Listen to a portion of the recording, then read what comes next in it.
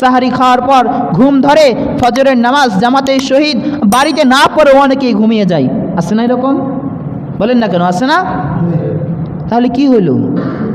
আমি রবকে রাজি খুশি করার জন্য সাহারি খাইতেছি রোজা রাখবো বলে, আর সেই রবেরই হুকুম 5 ওয়াক্ত নামাজ শুরুতেই মিস করে দিলাম। তাহলে কেমন হলো বিষয়টা?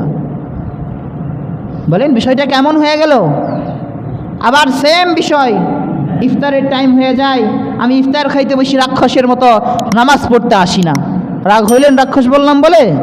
আরে নামাজ না পড়া যে ইফতারি নিয়ে বসে থাকে, সে রাক্ষসের থেকে করম কিছু না। মাগরিবের আজান হয়ে গেছে, তুমি কি নামাজ পড়ে গিয়ে আবার খাইতে পারবা না? তাহলে নামাজ বাদ দিয়ে কেন ইফতারি নিয়ে বসে রইছ?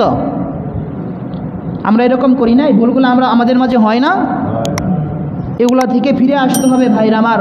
রমাদান আসছে ইবাদতের শিক্ষা নিয়ে, খাওয়ার কোনো শিক্ষা নিয়ে আসে নাই, কোনো কালচার শিক্ষা দিতে আসে নাই। হ্যাঁ, কালচার শিক্ষা দেবে, ইবাদত বন্দেগী কোন পন্থায় বাড়ানো যায় সেই কালচার শিক্ষা দেওয়ার জন্য আসছে।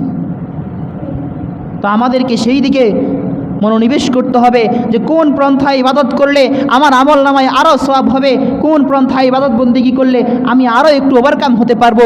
এই ধরনের চিন্তা ফিকির আমার আপনার মাঝে করতে হবে। বলেন তো।